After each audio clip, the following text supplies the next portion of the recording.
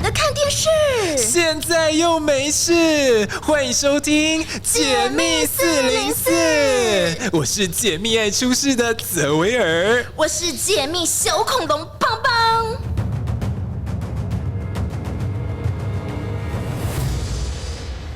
解密404，你跨年也来给我搞事儿？哎呦，真的搞很多事哎！搞了什么事？我们台湾最近的这个各个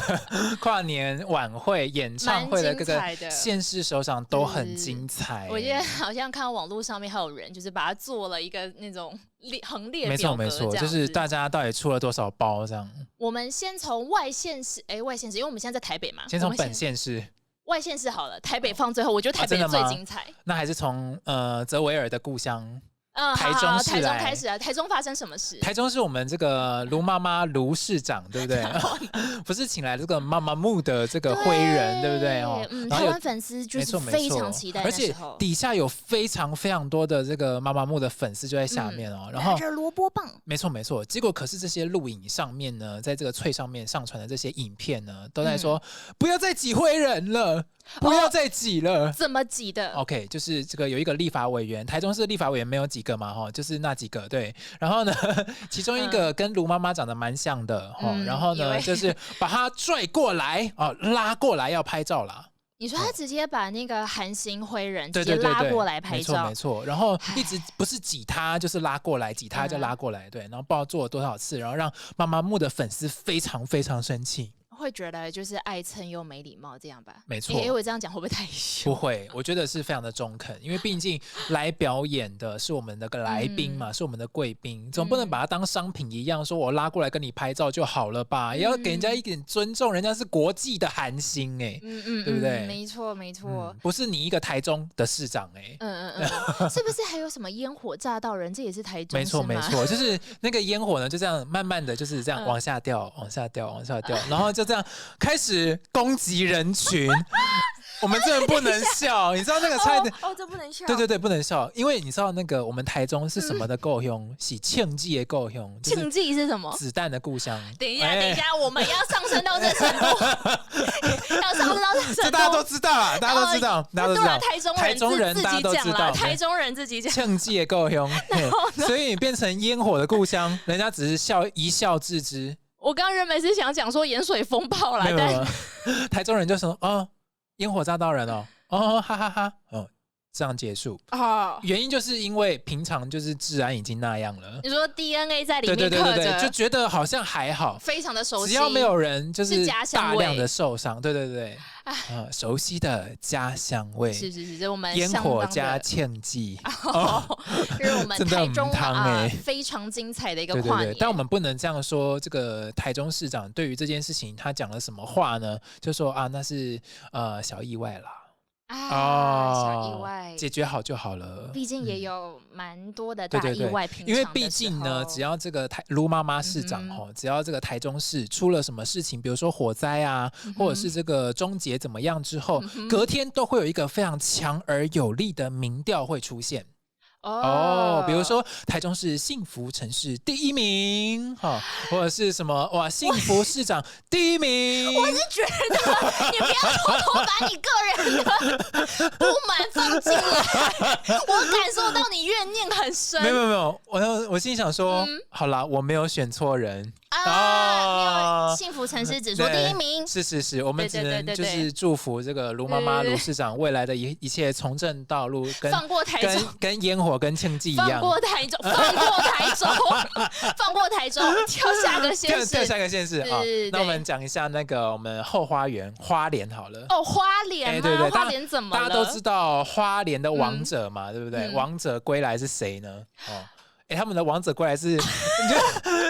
夫上夫下，夫上再夫下就是各种不同的立委跟县市长就是这样轮流当啦。没错，这也是他们这一个政治世家蛮厉害的，对，前进到中央当立委。没错，但是最近呢，就是遇上了一个有趣的这个跨年场合，主持人竟然在夸奖一件很有趣的事情。他说，主持人说什么？主持人说：“哎呀。”要感谢这个很棒的财划法，他没有讲很棒了，他就说很棒的财划法，让这个花莲的这个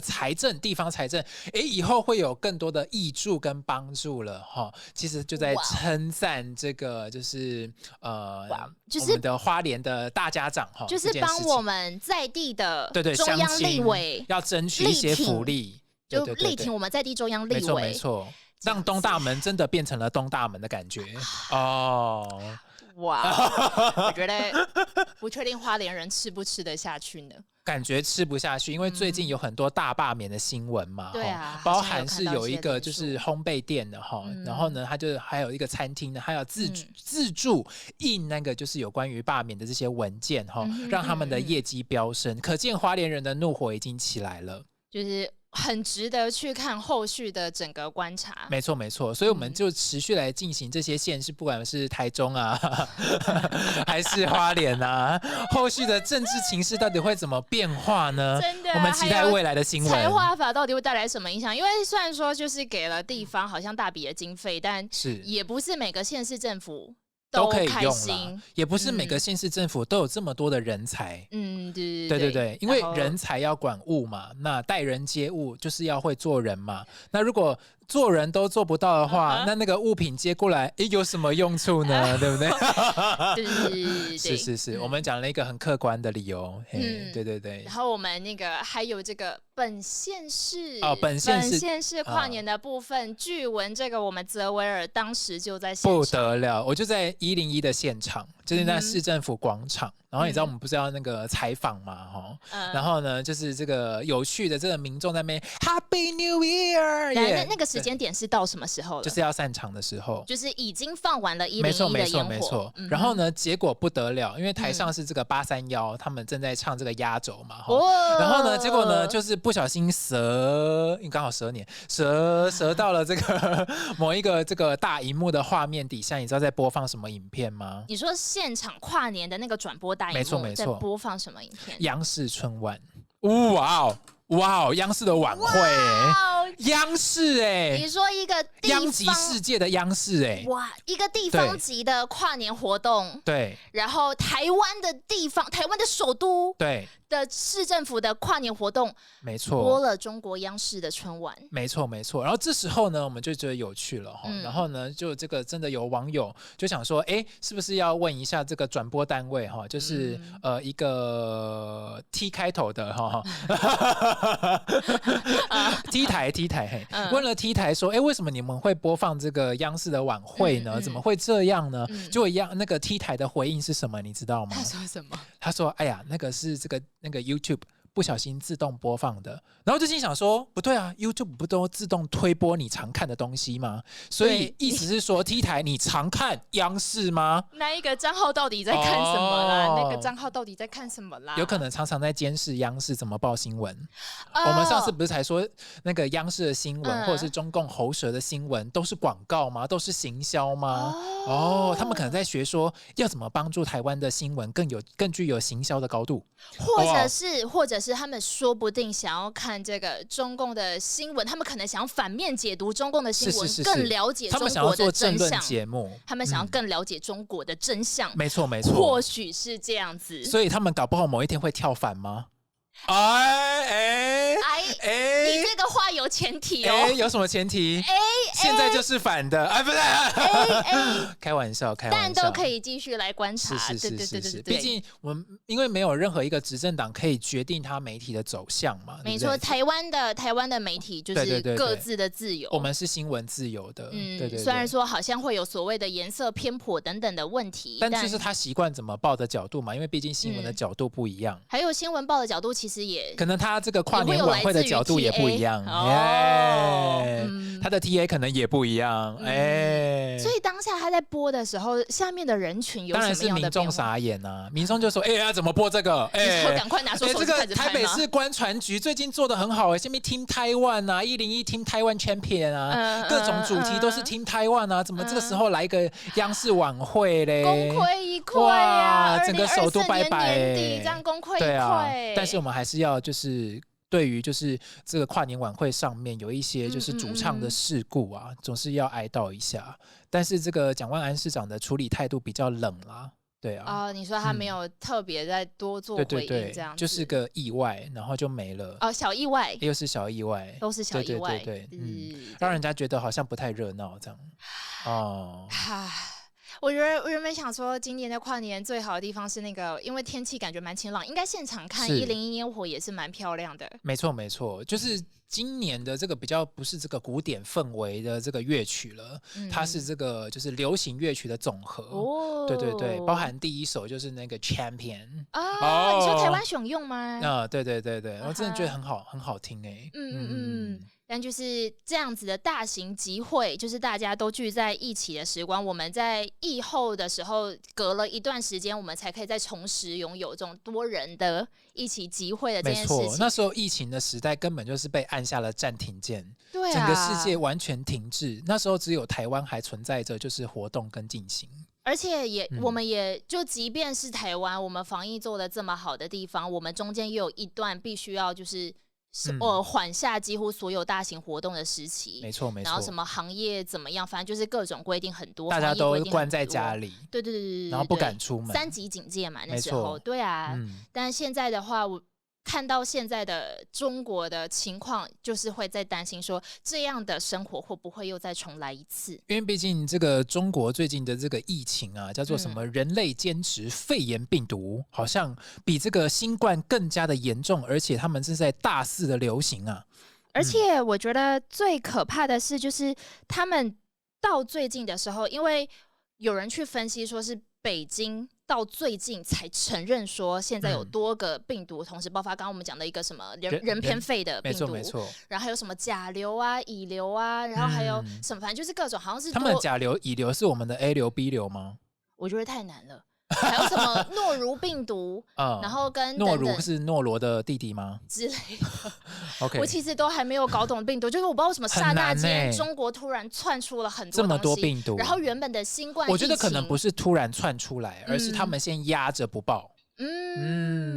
然后等到事情代际大掉了的时候呢，他们的民众就直接一直在那个网络上面就是实名举报谁又怎么样了，医院被挤爆了什么之类的，然后看不到医生怎么如何的，应该都是这样被爆发出来的。因为整个事情到现在最可怕的是北京承认了某个部分的事实，因为北京承认它一定会打折扣嘛。可是北京承认某个部分的事实的时候，代表这件事情在中国打折扣再打折扣，所以它全部但可能有100%的东西正在发生。可是逼出了北京承认这件事情的话，就觉得哇，那应该已经不得了了。对。就是真的很大条，然后就大家就会开始贴啊，就是好像武汉有几所学校是已经关门休息了，因为那个关门不是倒闭的那个关门，就是病毒传播太深，然后有江苏的医生在上网的时候也发文说，就是他看到现在的情况的是这个新的，他认为是这个新冠病毒新的病毒，然后它的致死率是超过了当初的疫情的情况。所以这个病毒有没有可能是这个新冠病毒，因为它从来没有消失过，然后它产生了一些比如说因为用药的这个部分或是怎么样，因为他们的疫苗不是原本被这个世卫组织谭德赛就是说什么这是好用的，但后来发现其实它的用处不大，而且还产生了一些病毒当中的一些抗药性，让它产生出了一个不一样的突变基因，然后呢就变成了另外一个更严重的病毒，而且传染性更强，致死率更高呢？或者是说到底他们当初的这个疫苗可以做到多少的保护力，那还是说反而没有办法去延续你好的保护力呢？等等之类的。那这些当然，因为最可怕的就是中共那边没有给予正确的资讯，还没有办法让这个其他的各国的可能这个卫生组织一起来探讨议题，所以我们没有办法拿到最真实的到底现在中国长什么样子，所以我们就事情也没有办法下定论。可是中共看起来也没在管中国，然后就觉得哇，那现在到底怎么办？有啦，人家中共很用力在管中国，比如说你说用力管，比如说用力割韭菜啊，然后用力不把事情传出来，对，用力的封锁消息，用力的那个方向的地方，用力割断台湾的电缆啊。到底要割几条？电缆，我们下次来讲电缆。真的很夸张哎！到底要割几条？就是你自己国内的事情，你不而且他那个国际媒体直接就是就发现他的那个就是运输路线完整的重叠了台湾的所有电缆路线，这样就那个大三角这样割，然后到最后讲说什么是船经过的时候什么不小心碰到还是什么，哪有这么多不小心？各种奇奇怪怪的。拜托，这个货轮是你们非洲就是非洲那边还是南美洲那边登记的，然后结果呢是你们中国籍的货轮嘛，然后就不小心那个放个铆就可以切断，就可以拖断人家的电缆，也太厉害了点。所有的这个你们的货轮就是有政治性的动作嘛，对不对？好，所以做这件事情的时候，包含这个疫情的风控与否，也都有政治性的动作。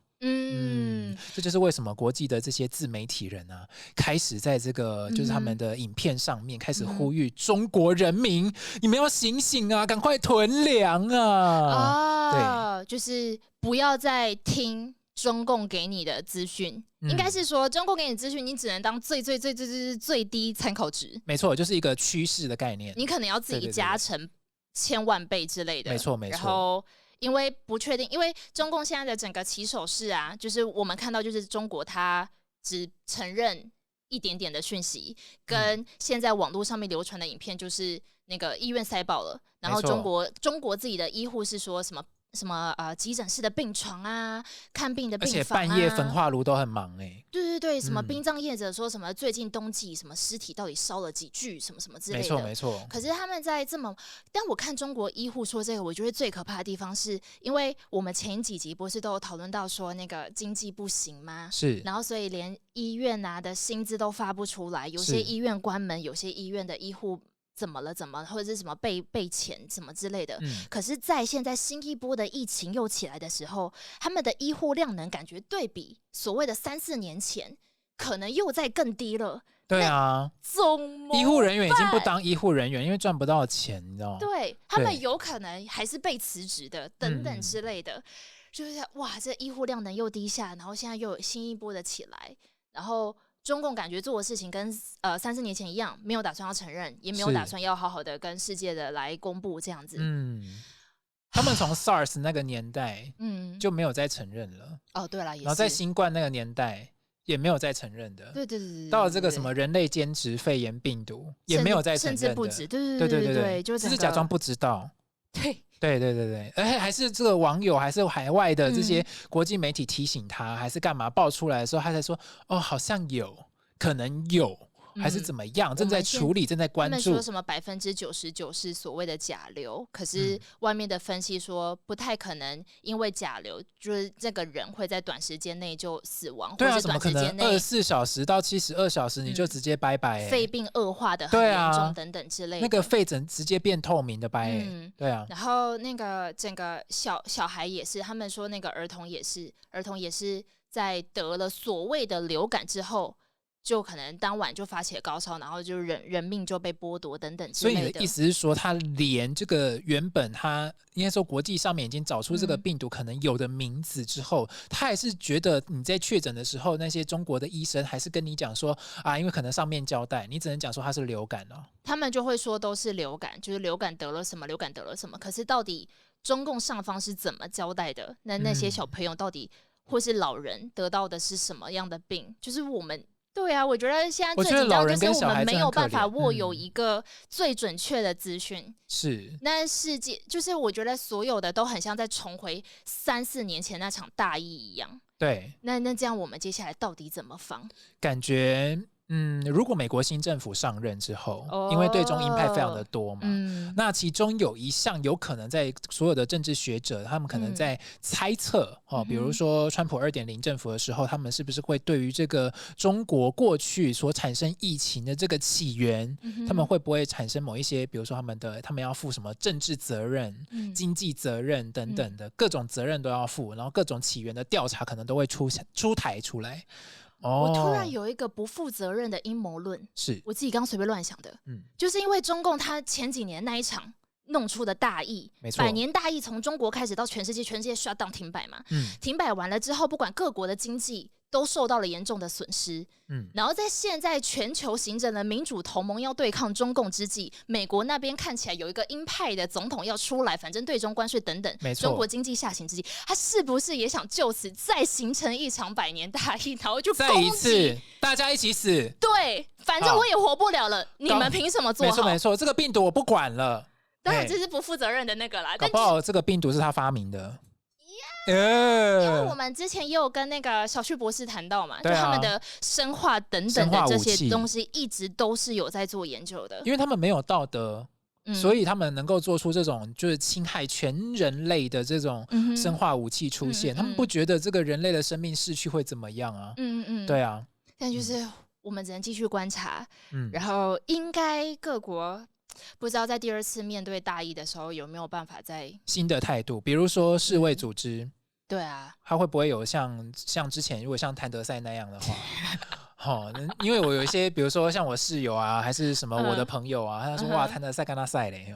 就是怎么会这样对不对怎么可以做出这种奇奇怪怪的决定？而且如果这句话直接被打上去，就是说什么种族歧视什么之类的。对啊，那还说什么要对于这个中国要什么什么多包容啊，什么什么如何，他们也是很努力呀。然后中共政府居然还说，哎呀，他们是疫情贡献的第1名。我想说，第1名贡献病毒吗？哇，那真的是第1名。如果在这方面的话，我肯定他是第1名。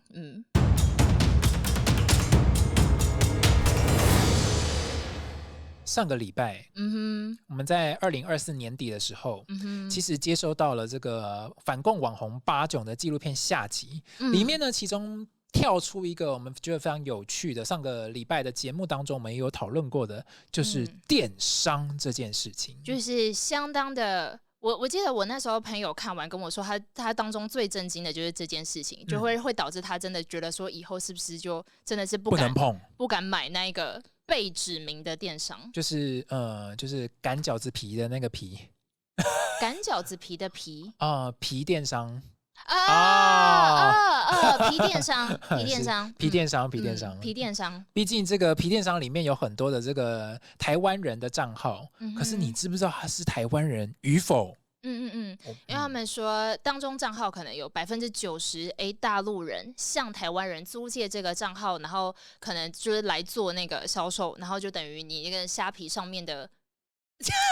没关系，你还是讲出来了。对，然后就是跟淘宝上面的货很像啦。那人家就这么说嘛。对，因为毕竟这个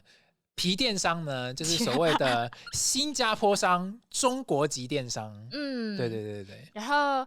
就是会觉得说，而且这件事情出来之后呢，就的确我有看到有台湾人在网络上面就写说，就是这件事情讲的是真的，因为他自己在营运的那一个账号就有被中方的人来问说，我看你营运的蛮好的，你要不要跟我合作？没错，就是我把我的东西上交到你那边，那如果有人下单的时候，你来跟我说，然后分成怎么分？然后他说那个分成的利润呢，其实是会让人非常心动的，就是你只需要帮忙上架商品，然后要出货的时候你通知他一声就好了。然后呢，可是他说他最后你的意思是说他只要动手指，可是中国他只要看到后台有人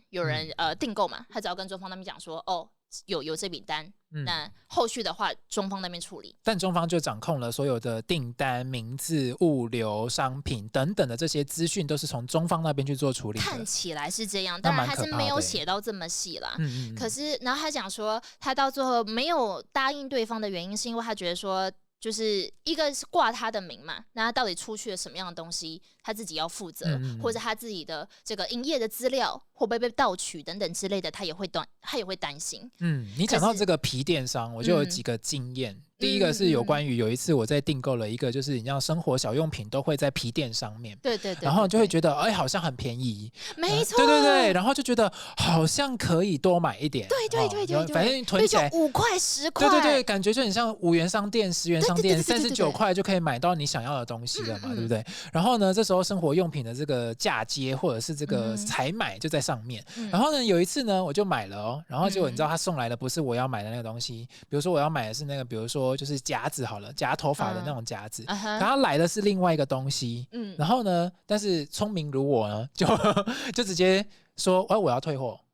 然后拜托你给我退钱，还是怎么样怎么样，就很其实那个过程其实是退货的程序是蛮麻烦的，因为你要把这个包裹原封不动的，对啊，然后很烦，对，你要拿给这个超商店员，然后讲说你要退货的那个单子印出来，然后怎么样怎么样。但是如果遇到了如果是阿嬷，如果是阿公，如果年纪比较长的长辈们，他会想要做退货吗？不会，连我都不会想做退货，就懒了嘛，毕竟他就30-40块，没错。然后后来呢，你知道吗？那个电商突然呢，他就突然用简体字，因为我坚持退货嘛，所以他突然就变成简体字在骂你。就说你说他骂你吗？在骂我，他说你是不是臭台湾人啊？然后怎么样怎么样啊？我就寄错了东西，然后你还不给，还硬要退货，干嘛干嘛的？你说骂你硬要退货，骂我硬要退货，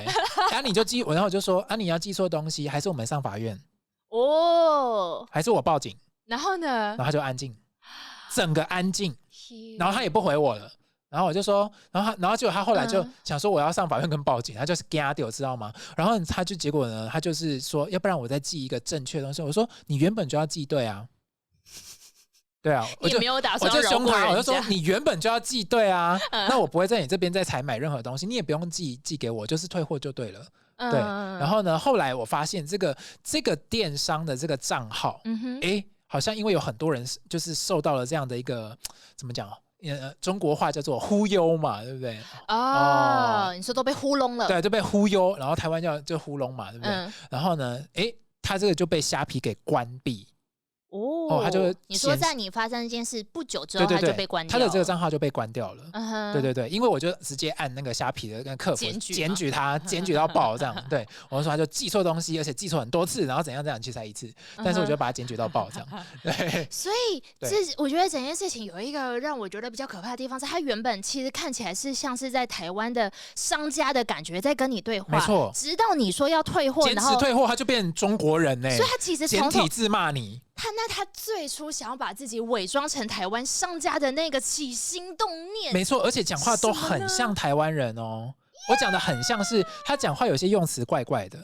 就比如说他就像我们刚刚讲的，中国话叫忽悠，台湾话叫呼隆之类的，就是有这种些微的差异。可是你一开始看，你不会感觉得出来，可是他就是这样去做。就他很用心的把他每一段话都要转成繁体字，没错，这样子。可是这个还有后话哦，就是还有后续的故事哦。就我有一次在 7-Eleven，就是那个超商的店员跟我很熟嘛，因为毕竟社区的 7-Eleven，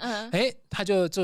那个简讯通知我要去领货，心想说我最近又没有订商品，怎么会想要领货呢？结果呢，我去那个 7 的时候，我就说我要取货，然后报了我这个末三码，然后加上我的名字，然后他就说先生。这个可能你不要取比较好。我说泽先生先不要取。我说为什么？然后他就说要不然我拿那个货给你看。然后呢，他就把你知道我那个比如说泽维尔3个字嘛，它只有头尾是对的，然后那个中间那个维可能是写成危险的危，你知道吗？泽维尔危险的危。然后呢，想说这个怎么会写错字呢？然后他就说这个是繁简转换上面的时候，他可能有一些疏忽跟错误，他不知道你原本的这个繁体字是什么啦，他就是繁简转换之后的结果啦，所以的这个来源可能不是台湾的任何一个厂商对，所以千万你不要领。哇，所以他我大概有懂那个意思，就是他可能那个正体字的时候是长这个样子，没错。可那个正体字可能应对到也会是某个简体字的形态，同一个音，可是就是另外一个字，所以他在特别在简转繁的时候，那个正体字就会被改成调成另外一个正体字。所以那时候不是有很多就是生活消费的新闻都会爆出这个类似的案件嘛？就有很多长辈他去领了，然后就花了2-3千块哦。如果你猜一个人拿了2-3千块去领这个包裹，这个包裹是错误的，就是寄一些不相干的东西给你的话，然后因为长辈又嫌麻烦，不懒，跟你讲的一样，年轻人都懒得退货了，那他不就是白白赚了这2-3千块吗？而且有些时候是退货也不见得能退得成的问题。没错，因为我记得那时候我有一次就跟你的那个很像，我那时候是在 7-Eleven 买东西的时候，我看到旁边有个女生，我真心觉得那些超商店员非常的伟大，他们一直就是有点像银行的，不要领，对，银行的临柜。那时候就是也有个女生她要取货，然后 7-Eleven 的店员就跟她讲说，我觉得你这个货真的很奇怪，你先不要取，就是它的来源好像不是正确的。那女生讲说，可是我有收到简讯就是要取货啊。她说你确定有买吗？这个货就是要几千块。但你现在付了，你知道你买什么吗？就是你可以确认，你知道你买什么，就是你这边有订单，对对对，有确认，你大概面积多大，你知道吗？然后女生其实回答不出个所以然，但女生很想取货，她讲说：“我真的建议你先不要取，因为你取完之后，你也不一定可以退货的成功，那笔钱可能会回不来。”是，就 Seven 店员一直在第一先帮大家做一个阻挡大家去取那个错误包裹的讯息，可是代表这件事情非常非常的多，严重，而且严重到连超商店员都注意到，它变成像是所有的银行行员的那个角色。对对对对对对对。那为什么就是我们在讨论电商到底为什么这个中共会想透过电商，至少我们觉得啦，幕后可能就是中共或中国要透过电商要来进行渗透吗？这样它可以达到一个什么样的效果呢？我觉得它可能，比如说从我的这个故事跟事件来说，它可能是取得了我的这个名字，然后取得了我常常在，因为社区的 Seven， 他可能大概知道我住在哪里，然后他可能就透过了比如说 Seven 的物流或等等之类的，或者是刚刚讲皮电商他自己有本身的物流店嘛，然后他本身在那边，他可以坐落在那个社区，要干什么？是不是要就是知道大家会买什么？跟你的习惯，大数据的搜集，对大数据的搜集之外呢，如果他是寄到你家的这种，就是因为我们之前有访问过一个学者嘛，就是郭晨老师。那各位听友们，郭晨老师还讲什么呢？我们来帮大家复习一下，就是呢，这个电商如果他是这个中国级电商，那或者是他是这个有相关的中资的电商的话，中资或中资的物流公司，对，没错没错，他在这个物流到你家的时候，他就拿到了你家坐落在哪边，然后顺便帮你拍照，而且他还可以在你的门口拍个照，没错没错，而且重点是他还有你的行动电话号码哦，对，因为他要联络你嘛，对啊，所以他知道你人住在哪里，哪个社区长什么样子，你的房子外观长怎样，然后你的街道资讯长得如何，他其实都拿得到哦。我记得那时候好像我们跟国成老师讨论的时候，有一个很好笑的譬喻，就是他说那个时候什么，就是每家然后拍一张照，你拼就可以拼出一个台湾。对，没错，也就是说，他可以用这个中资物流加电商的这种效果，可以拼出一个非常缜密的台湾街道地图，甚至可以定时的去做更新。而且对于这个就是比 Google 地图还可怕这个状态，因为 Google 地图是要几个月更新一次嘛，可是这个是就是实时更新的，你只要买一次东西，它就帮你更新一次。也就是说，它对于这个战略地位的考量的时候，一个敌国是中共，然后他如果要对于台湾干什么的时候，比如说坦克车路上行动，然后要炸毁什么建筑物的时候，他大概都知道可以藏在哪些死角。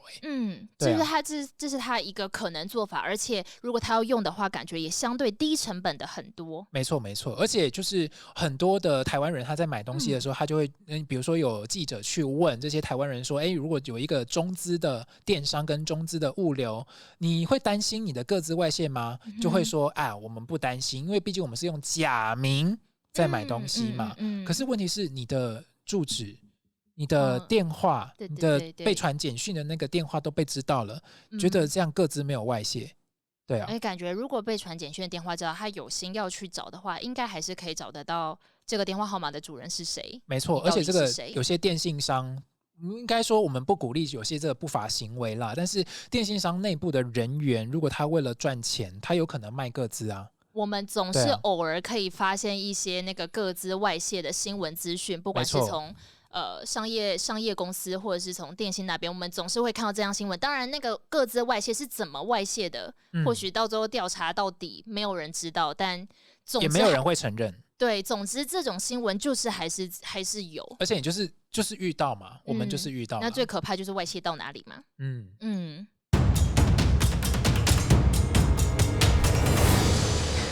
刚刚讲到的是在台湾用这个中资的电商买东西，可是呢，在中国的当地的人民，我们上次跟各位听友们分享了，就比如说我们在那边工作的朋友伙伴，他们觉得那边的这个商圈渐渐的萧条，然后大家觉得，我的这个薪资越来越少，甚至还有时候领不到薪水，然后呢，我就渐渐不想买东西了嘛，为了保存自己的薪资嘛，对不对？可是呢，在这个需求这么低的时候，中国发生了这一件事情，就是有关于这个物价变很低，可是也没有人想要买，因为我薪资就不够了。就是一个通缩的现象。没错，这个通缩呢，可是被这个中共习大大居然说什么呢？就说哎呀，那东西变便宜不是很好吗？就是他是来自那个《华尔街日报》他们报的一则新闻，然后就是有经济学家呢观察到中国可能或是已经面临到这样的情况，所以想说那应该要提醒一下，就是说现在有这样的情况，所以他们就是有一个那个提供给那个高层领导人的报告，然后就会跟他讲说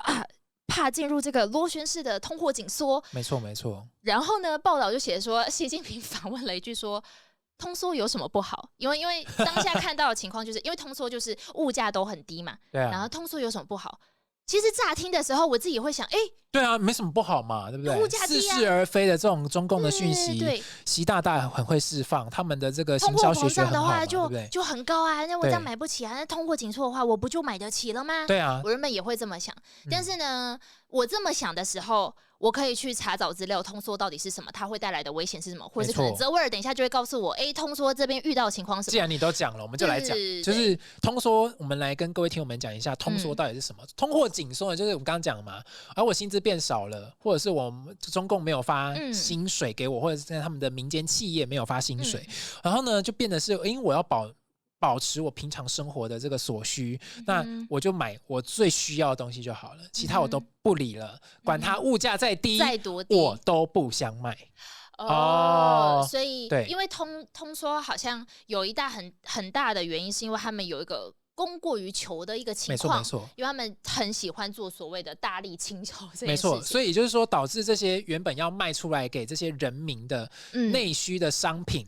没有人要买啊，对，大家薪水也不够，然后你东西还多了很多，没错，然后你东西多了很多，你卖不掉，所以你公司的营运状况有问题，你发薪就会发的少，然后人民发薪发的少，即便物价这么低，我手头也少，我也不，它就形成一个恶性循环。没错，而且这些公司为了要存活，它还是要把这些货给销出去嘛，所以你就看到什么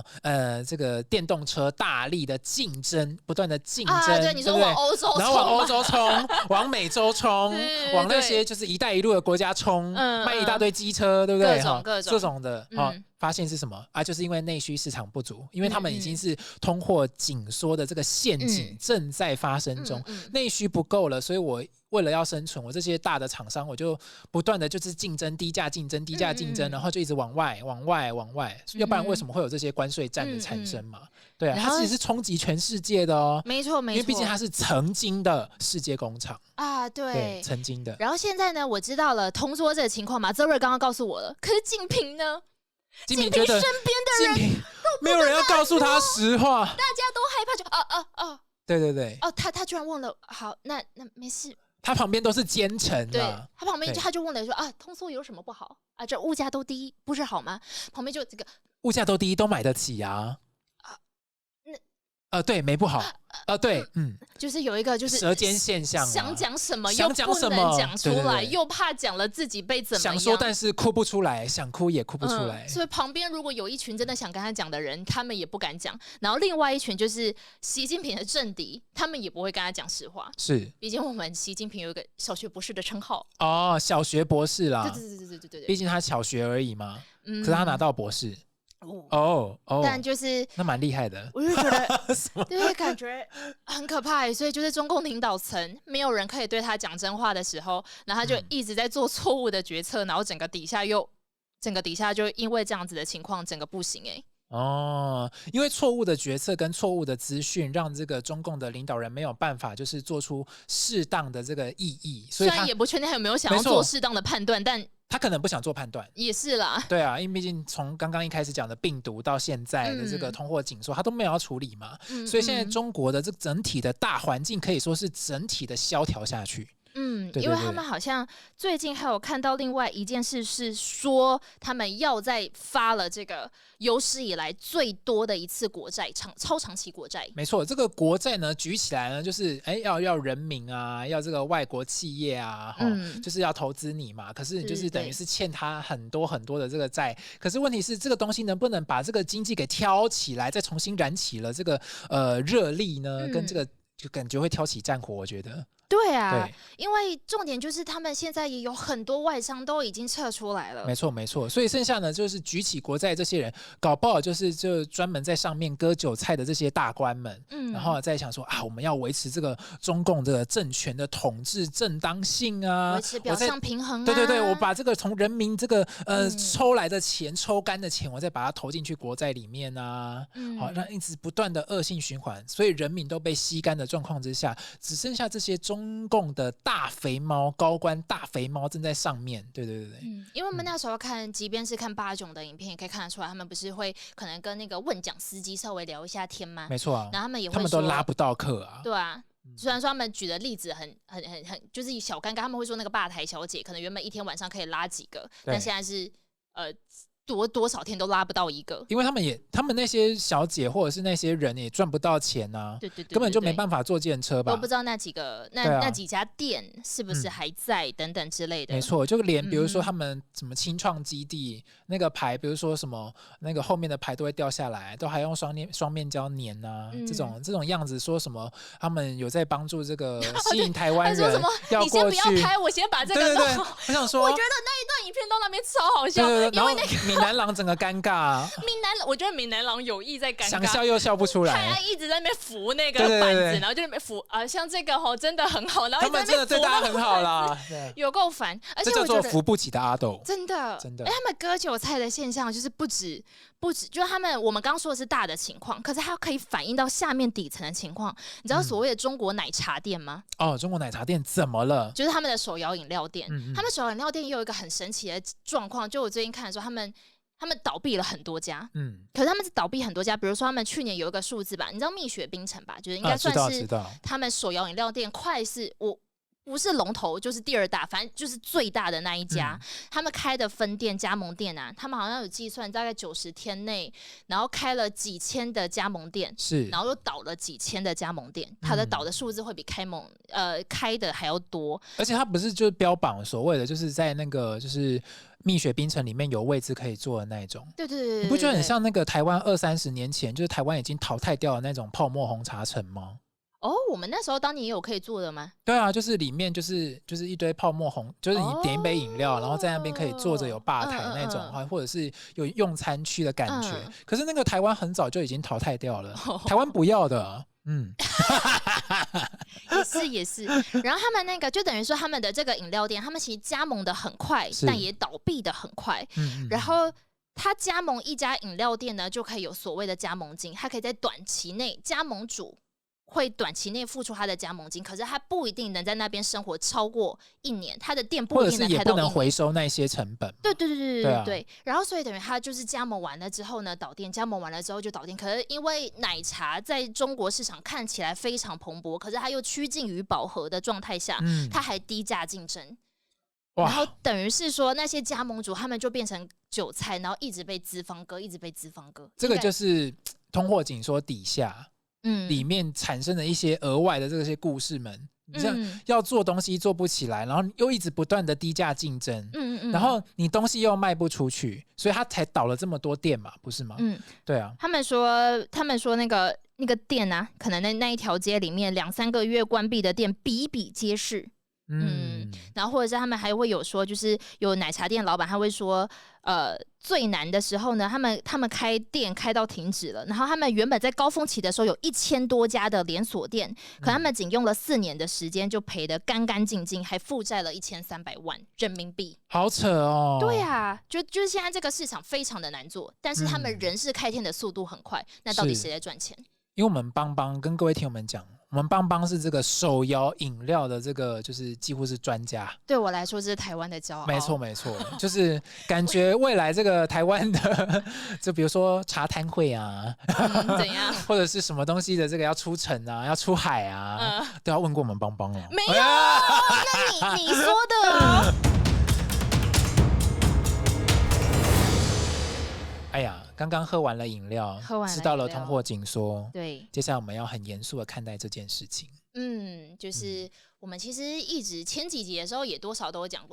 到，从那个一贯道的人突然在中国消失不见之后，没错，然后到现在应该是是还没有看到释放的讯息，没有曙光。对对对对 对，也就是说，中国对于这个宗教自由，嗯，它其实是没有任何保障的。嗯，它也没有任何平等权的概念，它的宪法都写假的，因为毕竟现在把持着中共宪法，凌驾于宪法之上的就是中共本人嘛，对，所以呢，在很多时候我们可以看到，我记得我在小学的时候，小学社会课，老师那时候就在社会课本不是讲到那个中国的有些很像历史的公民的那种东西，那种人文地理啊，他就会讲到，哎呀。西藏的这个僧侣啊，都被这个中共政府给迫害，然后他们达赖喇嘛就这样出来，然后到这个海外嘛，只能在海外生活，因为他们精神领袖。然后这时候我就问了一个很蠢的问题，因为小时候不懂，那时候才几岁，小4、小5吧，对啊，就是中年级到高年级那时候，我就问了我社会老师一个问题，说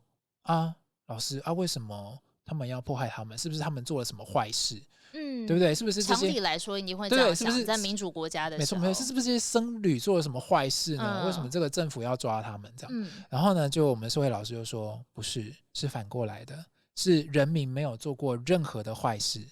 他们只不过是有信仰的权利跟宗教的权利，可是他们要维持这样宗教的生活跟信仰的生活的时候，中共政府不允许。然后我就说，为什么中共政府不允许？然后他就说，因为中国就是他们这个中共这个政党呢，他们就是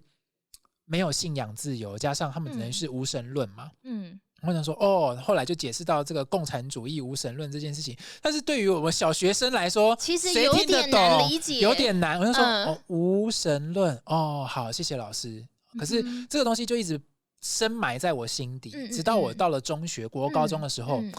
慢慢的这个辩论的思考开启了，就辩证的思考开启的时候，到了高中的时候的公民老师不会上公民课嘛，然后讲到这个。比如说历史课会上到中国历史嘛，然后共产党那时候有怎么样对于人民的戕害等等的，然后慢慢的就能够理解了什么叫做人民没有犯过任何的事，没有任何的错，可是他就有一些强加的罪名会在人民身上，因为他是铁幕的统治。对，我觉得最可怕的是跟中共价值观的不同，他会不择手段的去毁掉的这件事情，我觉得它不是一个常理可以理解的现象。他采用了一种同化的政策，就是比如说我跟你不同族群，我们是汉民族，他们是什么族，维吾尔族还是哪里的族群，或者西藏嘛之类的，蒙古族等等，他就是要让大家都长一样。这样比较好管嘛。如果按照他统治的思考的话，这样比较好管。然后你讲新疆话，讲维吾尔族的话，我听不懂啊。你讲藏语，我也听不懂啊。不行，大家都要什么国语运动，然后大家就都要讲这个中文，大家都要变成汉民族生活的样子，等等的，然后把这些打成少数民族，而且这些少数民族出来的时候，比如说他们晚会啊，刚刚不是讲说他们跨年晚会、春晚等等，这些少数民族又要上台去唱他们的民族的歌，然后说啊，民族大融合，多元民族文化，表象上面的融合，实际上是在做同化政策，它要消灭你的所有不同文、不同种的东西，然后把你结合起来。认为你是这个很有中华民族思想的这个状态，就是他是强迫你去做中华民族。而且我觉得他强迫你做的所谓的中华民族根本就不是中华民族。对，因为中华5000年文明，它应该是一个有神传文化、有宗教的概念当做基础的，就是它是每个人心中都有一个信仰在的。他们最古早的那个，就他们就是信佛的，他们可能浴室嘛，浴室会儒释道文化很多，对，会听天啊，什么什么之类的。那遇到事情的时候，可能会祈求上天，或是等等这些，这是他们的文化的一部分。或者有西方人来进行传教，比如说天主教、基督教。对。那为什么这些天主教、基督教他们也有所谓的地下教会、地下主教？原因就在于他们会派一个党支部的人去当你的主教。共产的文化进来了之后，他强势的要改变所谓的中华5000年文明这件事情。然后他们就是对，就像刚刚讲的，我们之前也有讨论到嘛，就是闽南郎去的那个少林寺。一样会有党支部的人在，就你只能信党，要跳红歌，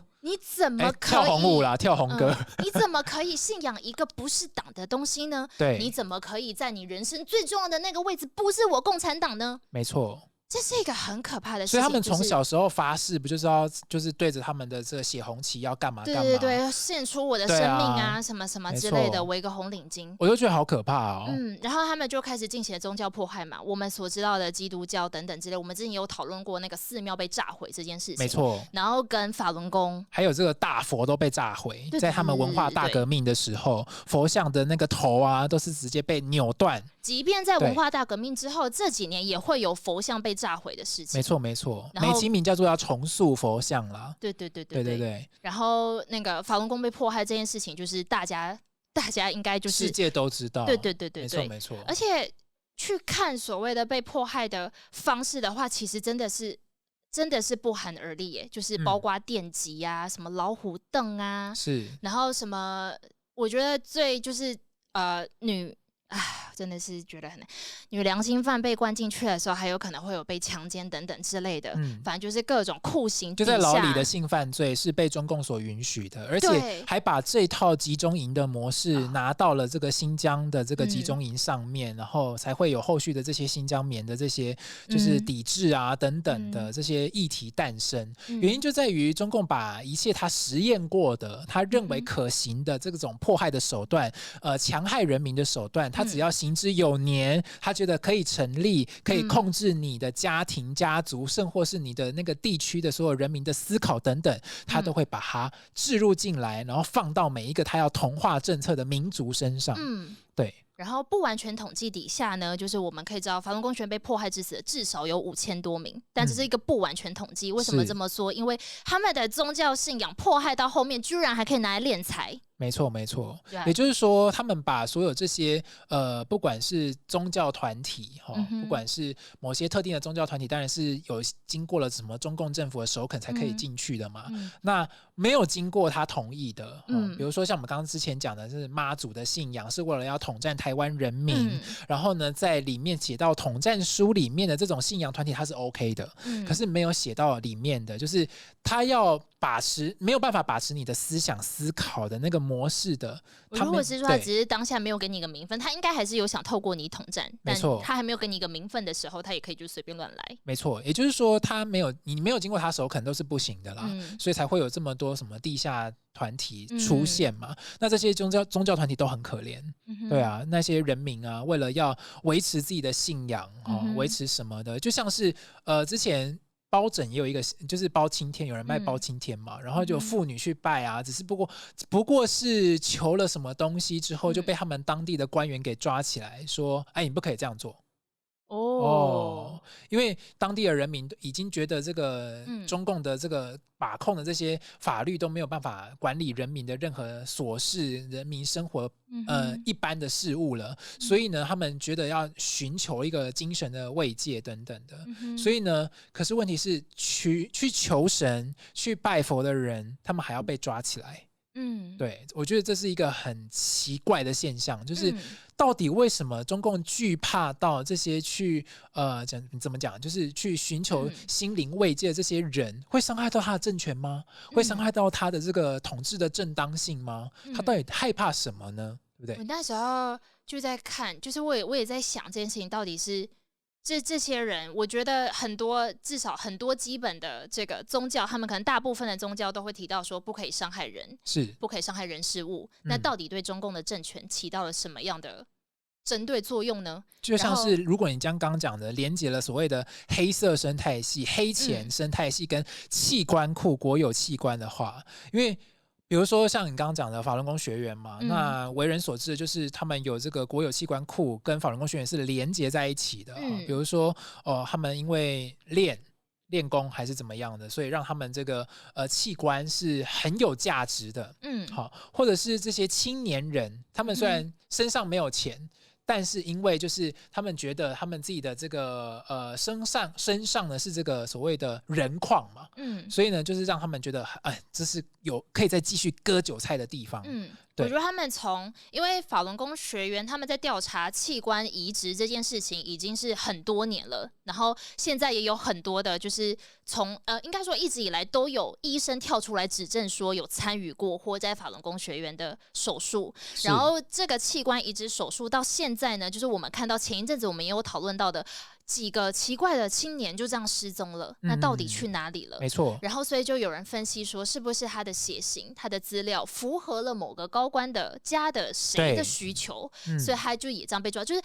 套用在这些宗教的人士身上的那些迫害的手段，它已经开始扩散到移植到中国人的身上了。你还记得上次我们讲到博呱呱的时候，他的母亲抗议古开来嘛，对不对？那时候不是把小三做成标本那个器官展，就是那个人体展嘛。然后那个人体展里面的所有的器官都被处理过的哦，就是没有任何一个是留下来的那个状态。那大家就想说，那被做成标本之前那个健康的东西，还是那个尸体跑去哪了呢？是不是为了要合理化他们做器官库这件事情，不管是宗教人士也好，或者是他的敌对人士也好，或者是他的某些派系的斗争底下的牺牲的人士也好，或者是青年人也好，这些人都是器官库的来源，良心犯、政治犯都有可能是器官库的来源，包含我们也在担心说，比如说香港民主派人士有没有可能有一天也变成器官库的来源呢？因为他们发现这条路可以走，他们现在非常缺钱。没错，因为器官库可以赚很多钱，这是他们目前唯一赚钱的黑心企业了吧？对啊，最黑心的那一个啦，黑心的应该很多，但最黑心的那一个。没错，然后跟中共他们其实实施的就是假恶斗嘛，就是一个跟一般的那个大家想要信仰宗教绝对不会是同一件事情的，什么平等、博爱、什么自由，这完全是相反的普世价值。它就是整个价值的对。我们只能说中共的普世价值就是假恶斗。对，就是希望世界是死亡的状态，是乱的状态。对。然后我们上次不是说一贯道的人，就是过去之后也没做什么事情，就这样被抓了吗？之后呢，就是有人就拿这件事情问了跟中方会有往来的公庙，台湾的跟中方会有往来的交流的公庙就问他怎么看，他讲说他对这件事情没有这么清楚，但是他觉得说两岸的反正他的大意听起来就是他觉得两岸交流可行，反正宗教归宗教，政治归政治，没有这件事情啊。你的政治不亲民，或者是你的政治不民主的话，你的宗教是没有信仰自由跟平等自由权的。我其实当下看到这个回应，我真的觉得很悲伤就是对啊，明明跟你是一个国家的人在那边被抓了，你明明就知道中国是一个没有宗教自由的地方，就是你明明就看得到，就是因为政治的原因导致没有宗教自由，你还说政治归政治，宗教归政治，手伸进去了每个地方，可是你却还在台湾，就是你可能为了你自己的利益，仍然在自欺欺人的跟台湾人说宗教归宗教，政治归政治，两岸交流没有任何问题。我觉得他是一个非常不负责任的态度。我觉得他可能就是真的是收了钱的那种宗教团体，然后呢再讲一些就是你知道唯心之论吧。他最好不要被抓到还有拿身份证哦。没错，搞不好还有拿到身份证。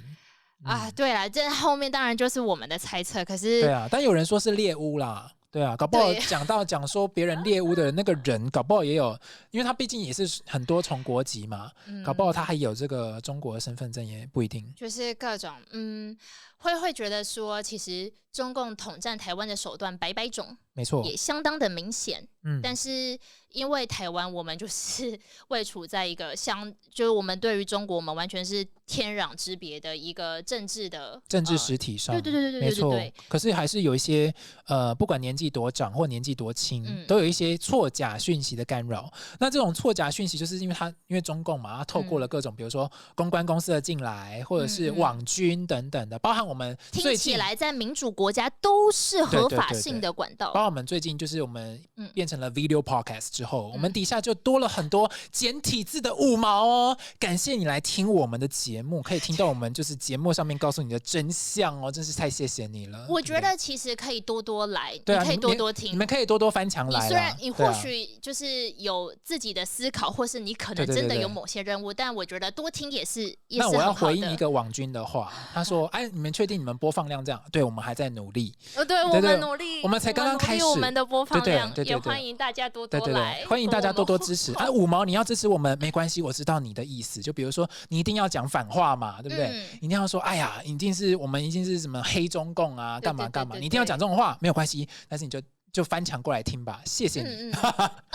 真的是欢迎多多来听，就是我们一起来看看到底最近发生了什么事情。没错，而我们解密404呢，就是不断的在解密这各种国际两岸跟中共的这个背后新闻的现场。那如果你喜欢听我们节目的话，可以在哪边听到呢？可以在 Apple Podcast、SoundOn、Firstory、YouTube， 还有那个 Spotify 跟 KKBox。对，那在这几个地方，我们每个周五的下午6点钟陪着你放学，陪着你下班，陪着你度过愉快的周末。那我们就行车平安，下集见喽，拜拜。